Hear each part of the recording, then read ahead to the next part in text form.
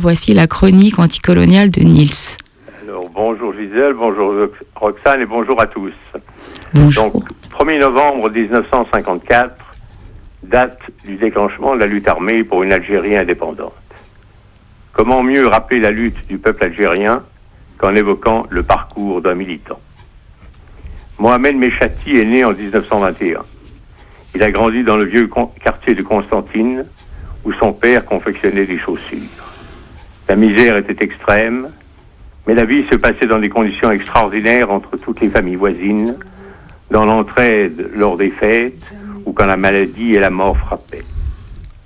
En 1929, son père meurt de la tuberculose. Bien qu'il ait dépassé l'âge à 9 ans, son oncle parvient à inscrire Mohamed dans une école française pour indigènes. Il put ensuite intégrer une section d'apprentissage et garde le souvenir de son professeur, un Français qui aimait l'Algérie. Sa mère s'épuise au travail, couture, broderie, roulage du couscous pour quelques sous. C'était vraiment très dur. Quelle perspective pour gagner sa vie? Certains tentent leur chance en émigrant en France quand ils avaient l'argent du voyage. D'autres ne voyaient d'issue que dans l'engagement dans l'armée. Son oncle meurt, je me suis retrouvé sans appui, à la rue. Pour subvenir, je me démenais avec des petits boulots. Vendeur de journaux à la criée, porteur de coups fins, serveur dans un café, qui m'assurait parfois la nourriture et le gîte après la fermeture. Cependant, la survie était trop difficile. À 17 ans et demi, avec un copain, je me suis retrouvé devant la porte de la caserne. On est à la veille de la Seconde Guerre mondiale, enrôlé dans le 7e régiment de tirailleurs algériens. Mohamed Mechati participe à la campagne d'Italie, puis à celle des Vosges et d'Alsace, de Monte Cassino à la libération de Strasbourg. Le nazisme vaincu, il est cantonné à La Ciotat quand il apprend les événements du 8 mai 1945. Bénéficiant d'un congé, alors que le monde entier fêtait la guerre, la fin de la guerre dans la joie de se sentir libre et indépendant, le peuple algérien subissait un déchaînement de la soldatesque française et des milices civiles armées par les grands colons, tueries, tortures, arrestations, four à chaud pour faire disparaître les cadavres.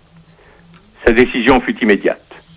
J'envoyais au diable les promesses de grade supérieur. 7 ans de service dans l'armée française étaient définitivement terminés.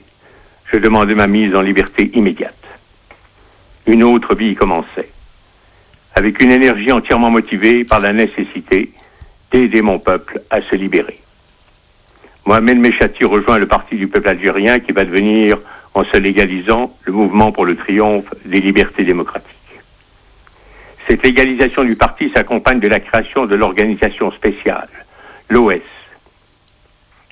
Dans les rangs de cette branche clandestine du mouvement national, on organise les éléments les plus aguerris, les plus sûrs et solides, ceux également qui avaient l'expérience de l'armée et de la guerre.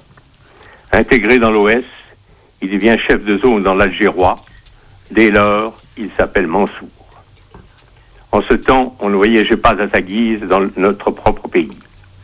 Même fondu dans la masse et habillé comme les campagnards, il y avait toujours à redouter la présence à la descente du bus de quelques gardes champêtres surveillant les allées et venues de toute personne étrangère au lieu.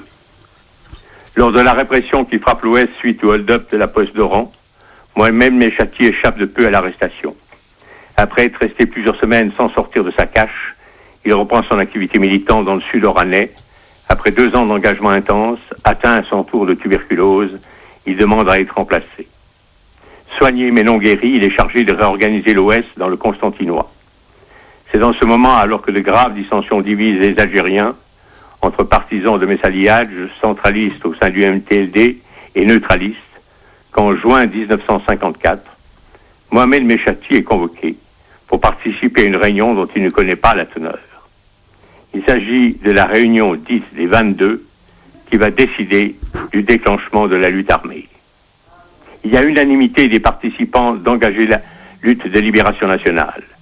Une controverse naît cependant entre ceux qui veulent le faire sans attendre et c'est le cas de Mechati, ceux qui pensent que les conditions ne sont pas remplies et qu'il faudrait attendre le printemps. La date fixée sera le 1er novembre 1954. La réalité des moyens donne raison à ceux qui demandaient une meilleure préparation. Dans les jours qui suivent, les wilayas sont isolés, sans moyen de contact, privés d'instruction, et ne sont pas en mesure de coordonner leurs actions. Mais la réalité coloniale va donner raison au déclenchement sans attendre de la Révolution. Bien qu'elle n'avait qu'une chance sur 1 million de réussir contre une puissance coloniale disposant de l'une des plus fortes armées au monde, les injustices, les répressions, le refus des colons d'envisager ne serait-ce qu'un début d'équité pour les Algériens ont été le ciment du peuple. À nouveau atteint dans sa santé, Mohamed Mechati, recherché, se fait soigner à Lyon. Au sortir de l'hôpital, il reprend son activité militante et devient responsable FLN pour le sud de la France. Sa tâche, contacter, réunir, expliquer, clarifier la nouvelle situation, affirmer contre vents et marées et malgré les menaces de mort que Messali Hadj n'était pas l'initiateur du déclenchement du 1er novembre. En mai 1955, 4 militants sont réunis près de l'église de Pantin. Absence de contact aussi bien avec Alger qu'avec la délégation extérieure au Caire. Pas d'argent, pas de domicile fixe. La communauté algérienne en France sous l'emprise des messalistes, à l'exception de la zone sud. Ce sont les conditions dans lesquelles s'est tenue la première réunion de la Fédération de France du FLN, qui devait, après avoir unifié les Algériens, prendre la décision en 1961 de la manifestation du 17 octobre. Mechali, comme membre de la direction de la Fédération de France, est responsable de la zone Est. Le 28 août 1956, place de la Nation, la filature se resserre, il est arrêté. Il avait si souvent échappé à des raves qu'il rit, en pensant « tant va la cruche à l'eau, qu'à la fin, elle se casse ». « On va voir si tu ris tout à l'heure, raille un policier. Je savais que j'étais fiché et recherché. Je ne pouvais pas nier que j'étais au FLN. Il prend tout sur lui et déclare que ceux qui étaient avec lui étaient des jeunes et qu'il les avait utilisés à leur insu. Ils furent libérés. Conduit à la santé, il reste 2 mois en isolement dans la division des condamnés à mort, puis il est transféré à Fresnes. Les responsables arrêtés ayant décidé de ne pas reconnaître l'autorité du tribunal militaire qui doit les juger pour atteinte au moral de l'armée et à la sûreté intérieure de l'État, la réponse fut « Ah, vous vous attendez à ce que l'on vous donne une tribune pour insulter la France. Eh bien, vous ne l'aurez pas et vous ne sortirez que lorsque la guerre sera finie. » Ils ne seront jamais jugés. Plusieurs grèves de la faim ont permis d'obtenir le statut de prisonnier politique. Après 5 années de prison, son état de santé s'est aggravé. À l'été 1961, Mohamed Mechati obtient une mise en liberté médicale. Il est assigné en résidence surveillée à Rennes. Il profite de cette semi-liberté pour gagner Paris. Les réseaux de soutien le font passer en Belgique puis en Allemagne, d'où il est envoyé en Suisse pour se soigner.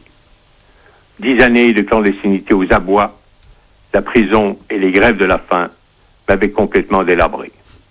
Il est en Suisse quand les accords d'Évian sont signés. L'Algérie est indépendante.